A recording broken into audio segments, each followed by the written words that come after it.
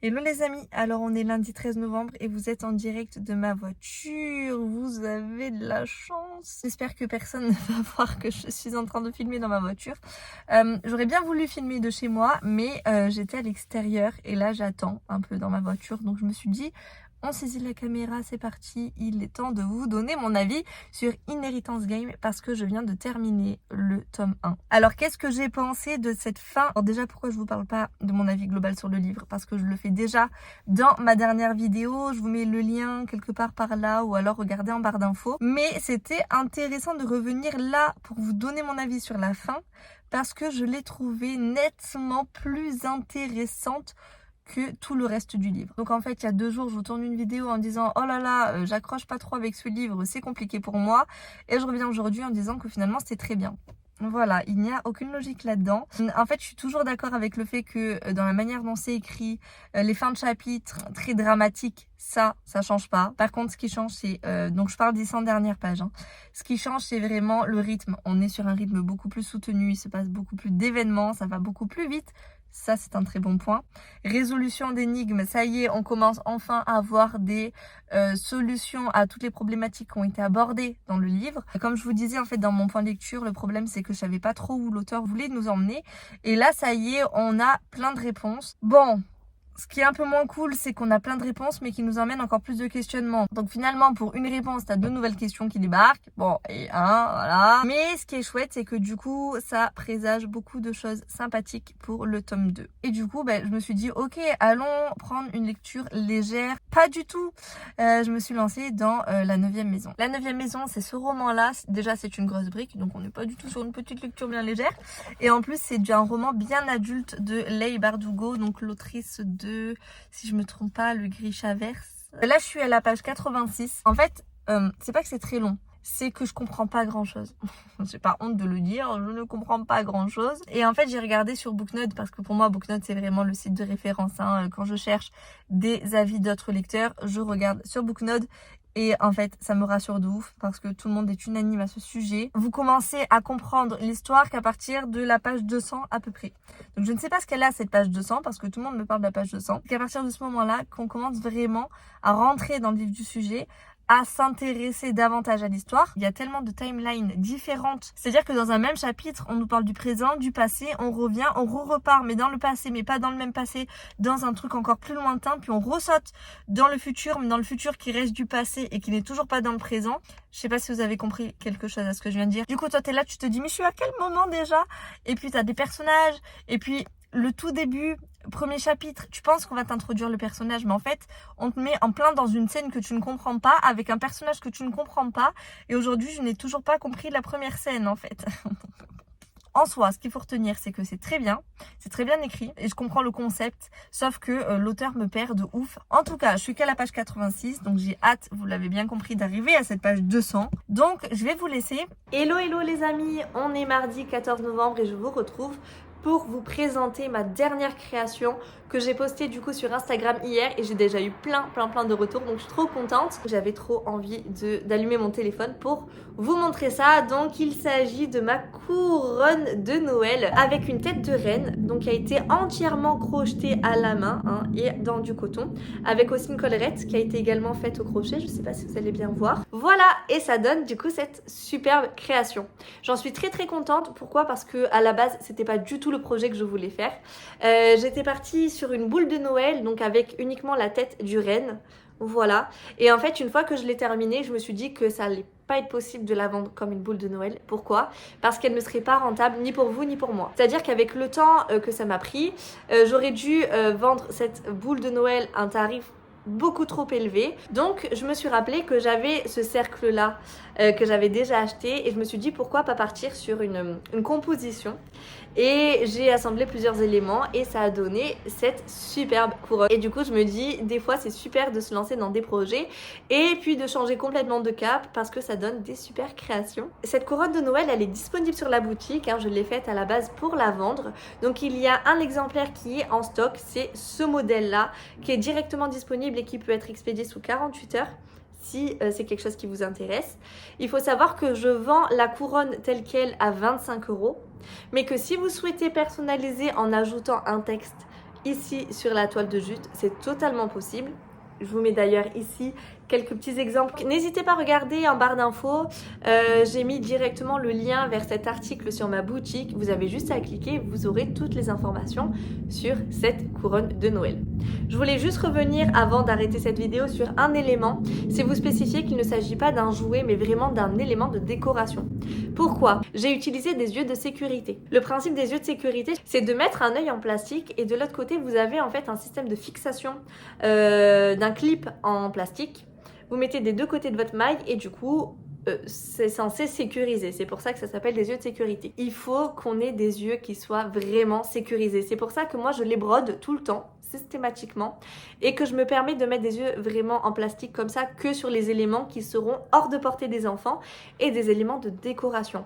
Les yeux de sécurité peuvent facilement être arrachés et s'ils sont bien fixés, le problème c'est qu'en tirant fort, l'enfant peut détendre les mailles et du coup faire passer à travers l'œil de sécurité et qui peuvent être ingérés par l'enfant. C'est juste pour vous indiquer pourquoi moi, les yeux de sécurité, vous les retrouverez uniquement sur les porte-clés pour adultes ainsi que pour les décorations pour la maison. Voilà, jamais pour des jouets d'enfants. Maintenant que vous avez toutes les informations, je vous invite à regarder la barre d'infos si c'est une création qui vous intéresse et surtout aussi à me donner votre avis sur cette création en commentaire.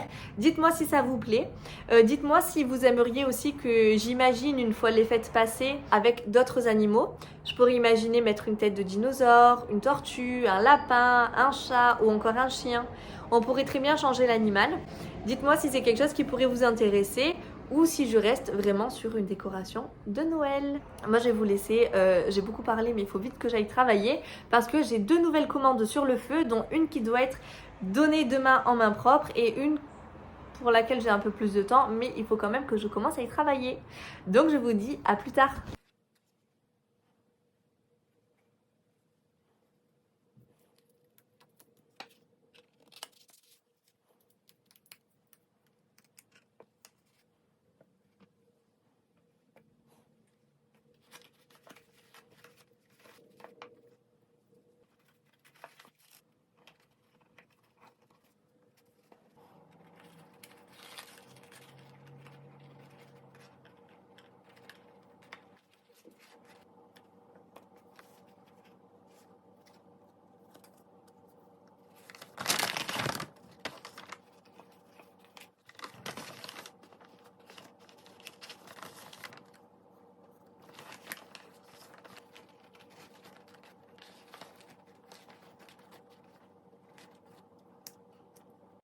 Hello les amis, on est vendredi 17 novembre et je reviens pour vous faire un petit point sur mon travail ainsi que sur mes lectures.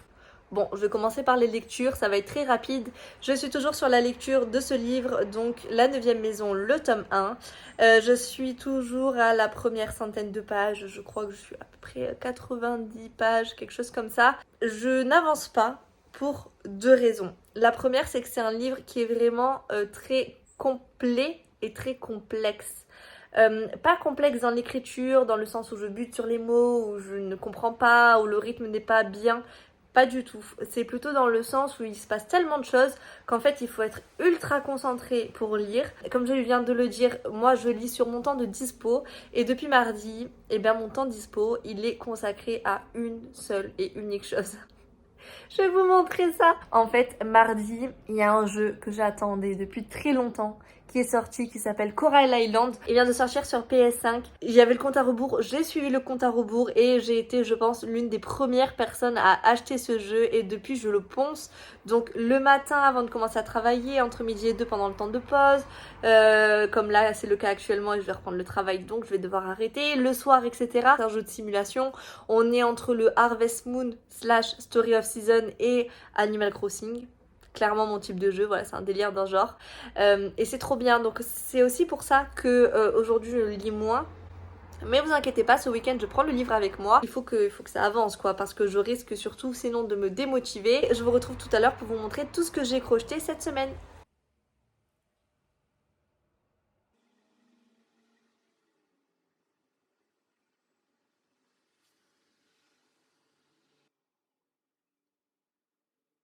Hello les amis, ça fait longtemps que je n'ai pas filmé, je sais pour vous ça fait à peine quelques secondes, pour moi ça fait plus d'une semaine.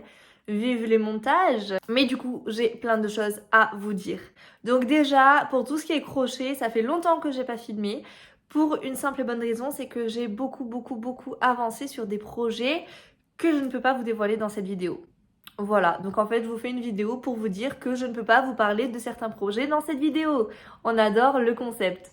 Non, en fait l'idée c'est que tout ce que j'ai fait entre la semaine dernière et là jusqu'à présent, je pourrais vous en parler mais qu'à la rentrée en janvier. Ne vous inquiétez pas, vous aurez toutes les informations dans une vidéo à ce moment-là. Vous allez voir quand même que j'ai avancé sur certaines commandes, sur certains nouveaux projets et je vous ferai un petit point aussi sur mes lectures. Donc la semaine dernière, je me suis mise sur un nouveau projet, c'est la préparation d'une baby shower. La future maman du coup qui voulait que j'organise sa baby shower m'a demandé deux choses. La première c'était de créer des petits oursons. Petits, c'est assez relatif hein, parce que je crois qu'on est sur plus d'une trentaine de centimètres. Donc c'est un ourson comme ça, donc je dis ce sont des oursons parce que je dois en réaliser un deuxième. Là pour le moment j'en ai fait qu'un seul, donc hop il ressemble à ça. Hop, c'est un petit ours en peluche qui est beaucoup trop mignon. Et ça servira et à décorer la baby shower et à décorer la chambre du futur bébé. Voilà, donc je suis trop contente d'être dans ce projet-là. Donc j'avais pour commande de réaliser ces deux oursons, mais aussi de réaliser des petits bonbons au crochet. Donc là, je peux vous montrer un exemple d'un bonbon tout rose. Voilà, bon vous doutez que si je fais des bonbons roses et que c'est une baby shower, nous avons également des bonbons bleus. Celui-ci ne ressemble pas encore à grand chose parce qu'en fait je ne l'ai pas rembourré. J'ai uniquement fait, vous voyez la partie centrale, voilà. Et le principe c'est qu'en fait on va avoir une jarre et chaque invité va pouvoir placer dans la jarre soit un petit bonbon rose ou un petit bonbon bleu si la personne qui met le bonbon pense que l'enfant sera une fille ou un garçon. Et après la jarre qui contiendra à la fois des bonbons roses et des bonbons bleus servira également de décoration dans la chambre de l'enfant et de souvenir de cette baby shower. Voilà, donc c'est un concept assez original et assez innovant. Je trouvais ça très sympa de travailler dessus. Mais du coup, vu qu'il y a 20 convives, il va y avoir plus d'une quarantaine de bonbons au total à faire. Donc autant vous dire qu'il y a du travail. Mes prototypes en tout cas, ils sont faits. Voilà ce que ça va donner à la fin et ça va être super beau. Donc n'hésitez pas vous aussi si vous organisez une baby shower ou si vous envisagez d'en faire une ou même tout ce qui est baptême et autres événements autour des enfants. Voilà, vous pouvez me contacter et on se met d'accord sur ce que vous voulez mettre en place. Je suis ouverte à toute proposition donc n'hésitez pas à me contacter. Je vous mets en barre d'infos sur cette vidéo, vous avez mon adresse mail, vous avez le lien vers mes contacts Instagram, Facebook, mon site internet. Bref, n'hésitez pas si ce concept vous plaît et on voit ça ensemble. Ensuite, j'ai un autre projet qui est une commande d'un doudou et d'un hochet dinosaure. Donc là, je vais vous le montrer. J'ai terminé le hochet. Voilà, il ressemble à ça. Donc on est sur un petit dino turquoise. Il est absolument trop mignon. En sachant que le hochet du coup, donc on a la tête de dino, on a un assemblage sur le hochet également ici en polyester. Et l'anneau c'est du bois de hêtre non traité. Et c'est un anneau acheté dans une boutique française. Voilà, donc c'est le genre d'anneau que les enfants peuvent mettre à la bouche, mâchouiller, il n'y a aucun problème. On n'est pas sur un anneau style tringle de rideau, d'accord? On est vraiment sur quelque chose qui est adapté pour les enfants. Et du coup, je vous présente le reste de la commande, qui est donc la peluche dinosaure, mais qui n'est pas terminée. Et je trouvais ça trop intéressant de vous montrer à quoi ressemble un dinosaure quand je ne l'ai pas fini, parce que vous avez le résultat terminé. Mais la vérité, c'est qu'une fois qu'il n'est pas fini, il ressemble à ça.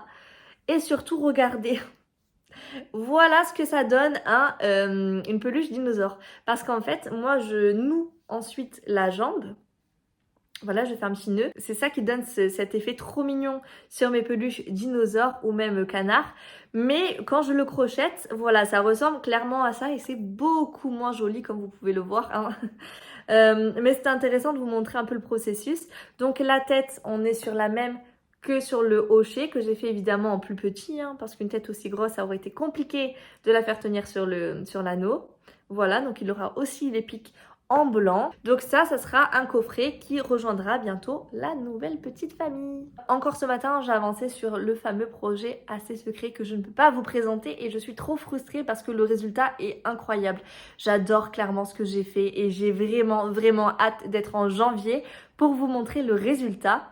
Donc, ce que je vais faire, c'est qu'une fois que j'aurai terminé cette vidéo, je vais continuer ma peluche dinosaure et comme ça je pense que demain je pourrai vous filmer le résultat final. Je voulais aussi dans cette vidéo vous faire le petit point sur mes lectures. Donc je suis toujours, encore et toujours dans ma lecture du tome 1 de la 9e maison de Leigh Bardugo. Je suis désolée si ma voix déraille un peu, c'est parce que je suis en train de m'étouffer entre deux cuts sur la vidéo, c'est génial. Cette fois je suis arrivée à la page 123, donc j'ai un peu avancé. C'est compliqué parce que les seuls moments où je ne fais pas de crochet et où je ne joue pas à la PlayStation, et ben je lis. Sauf que du coup je lis quand? Je lis au moment où je vais dans mon lit.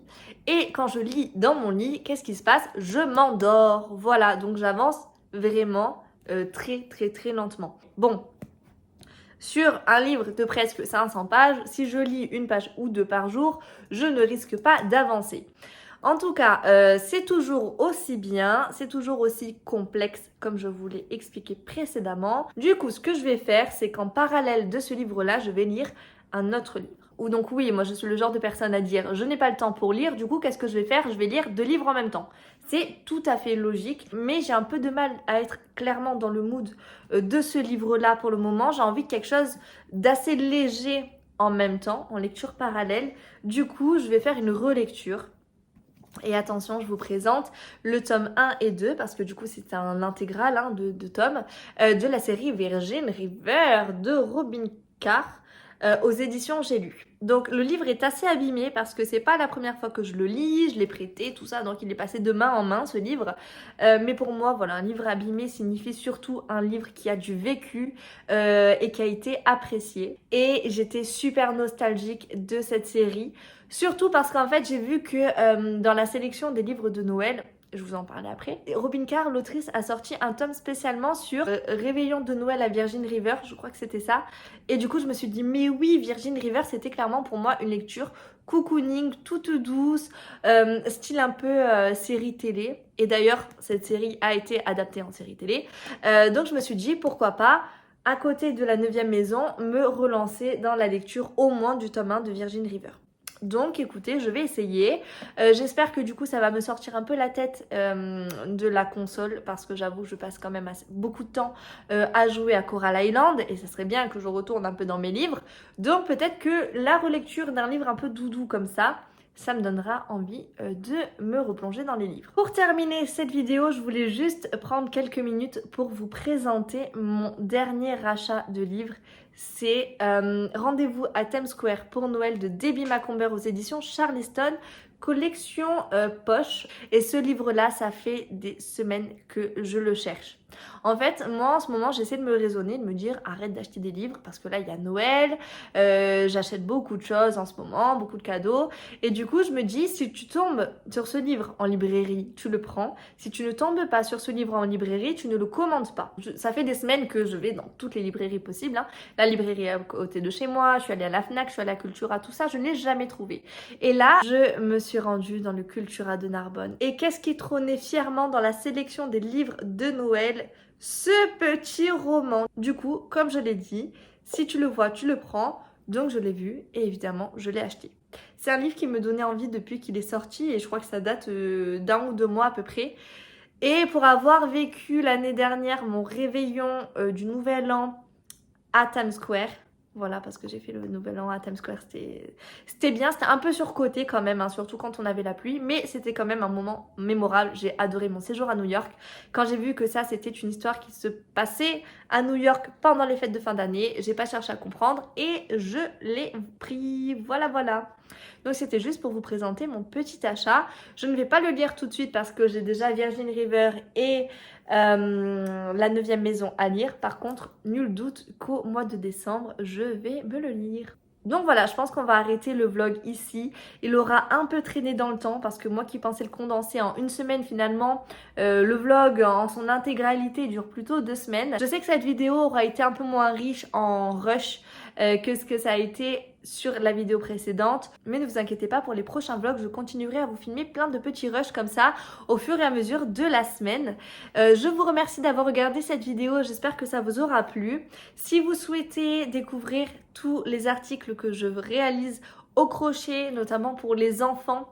Vous avez le lien de ma boutique en barre d'infos ainsi que le lien vers mon compte Instagram dédié au crochet. Si vous voulez en savoir plus sur mes lectures au quotidien, découvrir mes stories, etc., vous avez le lien vers mon compte Instagram, un monde de conteuse dédié cette fois-ci aux livres. Je vous remercie d'avoir regardé cette vidéo et je vous dis à très vite pour une toute nouvelle. Au revoir.